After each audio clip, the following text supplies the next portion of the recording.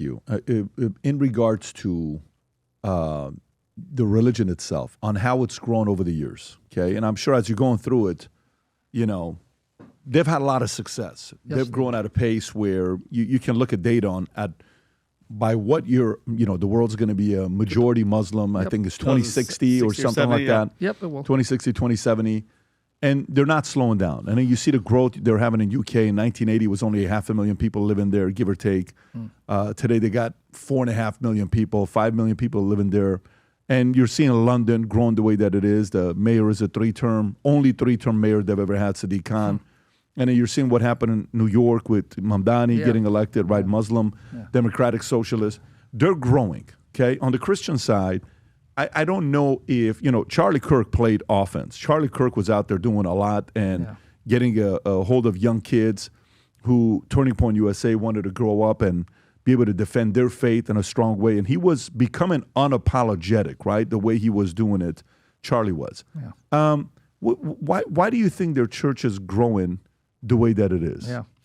Well, if you look at it really and compare it, it's not really so much conversion. Yeah, they get converts, but even statistics have shown now, I don't know when the last statistic came out, but I remember years ago, one statistic showed that about over 90% of converts leave Islam in 5 years because they're giving a sanitized version of Islam that when they study, they realize it doesn't correspond to what they were taught. So over 90% of converts leave within 5 years. That was a statistic that was mentioned years ago, but find out maybe, but they don't last. The majority of them don't. But those who end up, let's say, remaining, it's not much on conversion, but believe it or not, it has to do with procreation.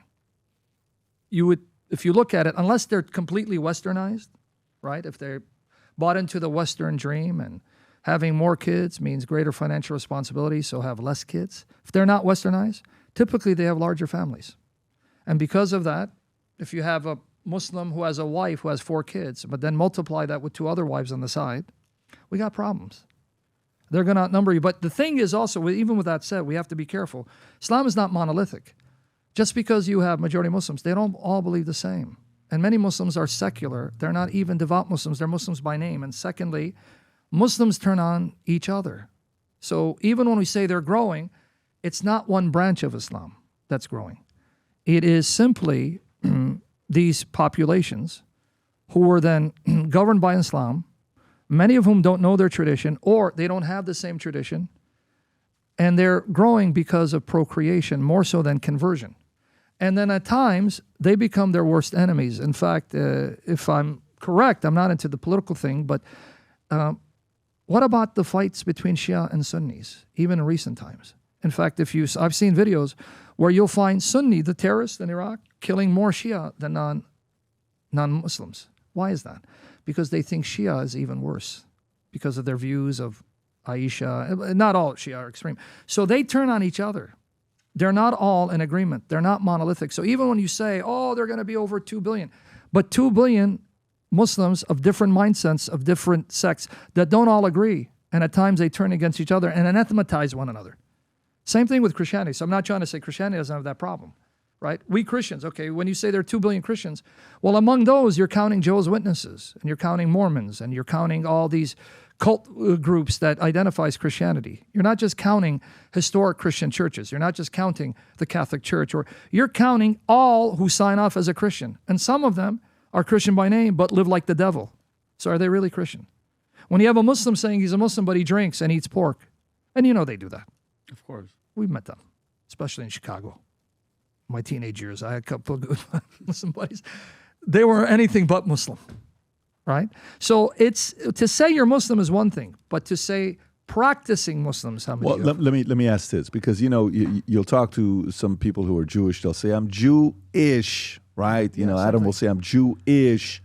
I'm not really Jewish. I'm more Jewish. Yeah, see. But you have that, the watered down, Christians, Jews, and Muslims. Exactly. Okay. However, which one has more radical, true believers of their faith? Okay? So forget about the 2 billion. Forget about the 2.1 billion Christians. Forget about the 15 million Jews. Forget about, all those that we can go through. Which one has a bigger percentage of true believers, that they have fully bought into their vision long term and they're imposing, they're driving. Yeah. That's the number you got to look at, right? Yeah, but that's the thing. I haven't done any intensive study on Christians who are devout Christians, but you have a revival happening right now. You're having a revival where the youth are not just nominal Christians. They are being sparked up to be on fire for Christ. So this is why I say I can't really give you a number if there are more zealous Muslims than Christians, but to say that in recent times, because of recent events, the Spirit is moving in such a way that I'm also astonished seeing the hunger among youth to want to now come back to their Christian roots. Or even, by the way, you're having an explosion of converts of Islam in Muslim lands. They even say that the church is exploding in Africa and in Iran. They go, there are a lot of Iranians who become Christian, they're underground. But even with that said, when I say Christian, see, this is, again, we have to be fair. They're converting to a variety of forms of Christianity. Some are becoming Mormons. Well, do we consider them Christian? Right? Jehovah's Witnesses or oneness. So to say how many are zealous, I'd have to look at the statistics, but from my own experience seeing online, I'm seeing the youth come in droves on fire to reclaim their Christian faith and on fire for Jesus. I'm seeing it. When I was doing it in the late 90s, early 2000, it wasn't the way it is now. So the YouTube is having whatever, not just YouTube, but you get what I'm saying, having a huge impact. It is causing people to look into Christianity, and I am seeing a lot of Muslims leave Islam for Christianity, but I am seeing people who convert to Islam, but those are the Christians, and I have to say, very poorly catechized and being given a sanitized version of Islam. Because I've interviewed people who said, I became a Muslim 5 years ago, but then I found such and such or such and such, and I saw and I was shocked that this is what Islam teaches. I can't be a Muslim anymore. Because they give you a sanitized version of Islam. See, the difference with Jesus Christ, here's the difference. The more you get to know Muhammad and his teaching, the more repulsive it turns out to be.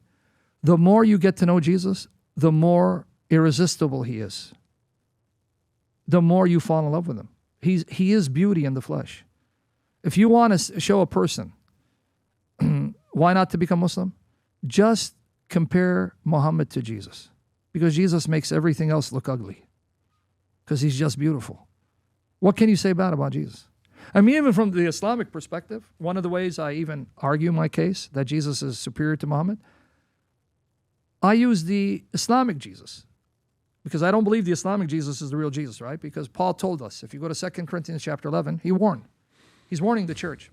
2 Corinthians chapter 11, verse 1 to 4, he's warning the church. He goes, look, I converted you, basically, so you are my spiritual daughter. Because he's their spiritual father. He goes, I have betrothed you as a chaste virgin to one husband. Because the church is the bride of Christ. So this is spiritual. It's nothing carnal, nothing physiological, because we have to emphasize that because we have people, sick minds, who think that Christ is going to come and have a physical wife. No, it's the church, the spiritual bride of Christ. But there's something called spiritual virginity. Paul uses it. I want to present you as a chaste virgin to one husband, but I am afraid that as the serpent deceived Eve by his cunning, you too will be deceived from your simple devotion to Christ. Now, how does Satan, the serpent, rob us of our spiritual virginity? He says it. In verse 4, he says, because if someone comes and preaches another Jesus than we preached, or a different spirit from the one we received, or a different gospel, you put up with it easily. So he's saying the way Satan makes Christians lose their integrity, virginity, is by presenting another Jesus and you tolerate it. Well, he's talking about the Islamic Jesus. And I'm not saying he knew about it, but the other Jesus is the Jesus of Islam or Mormonism or Jehovah's Witnesses. It's not the same Jesus. There's only one Jesus, and you got to get him right. So the Jesus that Paul preached was God in the flesh, one with the Father and the Spirit. Any other Jesus is Satan's way of deceiving you. So when we say to Muslims, yeah, we all honor Jesus. No, we don't. I don't honor your Jesus. Your Jesus is not my Jesus. So, but when Christians go with it, Paul says, see now, you let the serpent cun you. You just fell for his trick. That's his trick. Yeah, you believe in Jesus, I believe in Jesus. Yeah, no, your Jesus is Isa, who announced the coming Muhammad. My Jesus is the God of Muhammad, before whose feet Muhammad will bow and confess he's Lord. Is that your Jesus? They'll say no. Then your Jesus is not my Jesus. So this is the mindset you have to have. Good. You want to say something? For the part that I watched this young lady, and I want to ask this because to me, I think about it on what benefit it has, right? This young lady is asking, you know who she's asking, obviously. Zechariah Knight, that's right. That's the one who defeated William Campbell. That's right. So she's asking him, hey, if men go to heaven, they get 72 virgins, what do women get? Good and question. this is his answer. It's a very good question. Yeah. Go ahead, Rob. Mother said that Muslims go to heaven, and then they get 72 women, the men. What will the women get? And Yes. so as far as the first question, your second question, answer first and then come back to your first question. As far as the question is concerned, that if the men go to heaven, they'll get 72 hur, that beautiful woman. What will the woman get? The same question was asked to Hazrat Aisha, may Allah be pleased with her, who's the wife of the Prophet. So the wife of the Prophet replied that the woman will get that which your heart hasn't desired, what your eyes hasn't seen, what your ear hasn't heard about. That means, inshallah, you will get something equal. What your heart hasn't desired, what your eyes hasn't seen, what your ear hasn't heard. So inshallah, if you go to heaven, you will get something good, which inshallah you'll be satisfied. But the question is, first you have to enter heaven. If you don't enter heaven, you won't get that something which is good. What does that mean? Did you see he didn't answer the question? He didn't answer it at all. No. Pay attention to his trick. Oh, yeah, the Quran says, a woman will get what eye hasn't seen, right? Okay, well, hold on. Does that mean she's going to get 70 men? He never said yes. Did you catch that? Because he can't say that. That would be a lie from the pit of hell. So he's an excellent politician. He knows how to get around it. Because if you pay attention, he never said women will get multiple men. He can't say that. So, but you're going to get delights that are mind-blowing. Okay, I understand that. Does that include that the woman gets multiple men? Oh, but you're going to get what the eye has never seen or the mind has comprehended. Okay, but does that mean I'm going to get more than one husband? See, this is the rhetoric I'm talking about. But what do women get in the Muslim religion? Well, in Islam, can I tell you? Yeah. You will be part of the Houris that your husband will deflower for all eternity. Tell me more. Okay, now let's say you're a good Muslim woman. Yeah. You married a Muslim man. Yeah. Now, it's difficult to ascertain if you've been married multiple times, which Muslim man. But if you pass the test and you had a good Muslim husband, Allah will then make you part of those Houris for your husband to deflower. You'll be one among many. No, it's a crappy deal for the girl. Why do you think she asked? And notice he never said, oh, you're going to get 70 men. He can't say that. He knows he'd be lying. So that means a Muslim woman, she'll have huge breasts, firm breasts, 7833. She'll be part of the Hur al-Ain. If I tell you where that word comes from, our English word whore comes from that word, by the way. I was just going to say, it sounds really familiar to whore. Just throwing Yeah, that out there. really, it's not, yeah. When he said, you're going to be a whore, I was like, okay, that didn't sound... I was almost going to break out with an impression. The brother said, but we're not doing comedy, Vincent. Vincent, we ain't doing comedy. Look at his birthday, by the way. What is it? October 18th. He's born on the same day. We have a same birthday, 13 years apart. But thank God. Yeah, you're, thank you're God. a muscular, handsome Assyrian beast. Very different, buddy. Surrounded by muscular beasts too, but anyway. My man. Yeah. So the contradictions of what a man gets versus what a woman gets. Yeah. If I'm a logical guy and I'm truly looking for a religion and I'm open-minded. Yes. And I'm looking to the Christian church. I'm going, studying Judaism. Maybe I can go that direction. I'm studying Scientology, LDS. Oh, and I'm also becoming a Muslim, right? 72 virgins. How can I buy into that if I got anything but a B or higher in math in high school? Do you understand what I'm saying? I don't know if you got what I'm saying. So how does the math add up? Yeah. What do you mean with Islam? How many billions of Muslim men have died? Yeah. That means there is 72. Like the math. I'm running that. Yeah. So help me. This is a math question I'm asking. You underestimate the greatness of Allah. Yeah. That's probably what it is. The problem is Allah can meet the demand by just creating as many Hur al-Ain as you need. See, this is why you're a kafir, brother. You don't have faith. Allah can do what no eye. Didn't you remember what no eye has seen, brother? Yeah. No heart has come. By the way, that's a plagiarism of Paul. He was quoting Paul because Muhammad took Paul's words. That statement comes from 1 Corinthians 2, verse 9. But Muhammad heard it and misapplied it, misappropriated it. So if you go to 1 Corinthians 2, you're going to see that the context is about what God has in store for believers who love him. It's 1 Corinthians 2:9. but Muhammad took it, adapted it, reinterpreted it. So ironically, Muhammad is quoting Paul, not Jesus here. Because if you go to 1 Corinthians 2, you read 9 all the way to 12, you'll see what the context is. It's in verse 9. What no eye has seen. Wow, sound familiar, brother? Yeah. What no ear has heard. What no human mind has conceived. The things that God has prepared for those who love him. Wow, I Can you play that again, Rob? Sounds familiar. Can you play that again? Go ahead. But mother, brother, you be careful now. Then they get 72 poor in the men. What will the women get? And so as far as the first question, your second question, answer first and then come back to your first question. As far as the question is concerned, that if the men go to heaven, they'll get 72 poor, that beautiful woman. What will the woman get? The same question was asked to Hazrat Aisha, may Allah be pleased with her, who's the wife of the Prophet. So the wife of the Prophet replied that the woman will get that which your heart hasn't desired, what your eyes hasn't seen, what your ear hasn't heard about. Weird. I've heard that means before. inshallah you will get something equal. What your heart hasn't desired, what your eyes hasn't seen, what your ear hasn't heard. So inshallah, if you go to heaven. Yeah, that's interesting. So what is how much of the selling point of becoming a Muslim is that? Is that a big part of it, or is that a small part of it? I mean, why would somebody who's agreeing, who is open, Muhammad Ali doesn't give me the vibes of being a guy that's not smart, right? Yeah. Malcolm X doesn't give me the vibes of a guy that's not smart. I mean, very intelligent. Even Farrakhan, you see, what gets them to say, I'm converting, I'm going. A lot of people I know who have gone that direction. These are smart guys that I've had dinner with, I've had lunch with. I sit down with them, intelligent, good citizens, good families, good upbringing, good. Even some of these guys are very good, net positive to society. What is the selling point? You can be smart in one way and completely oblivious in another way, right? So when you say smart, in what sense?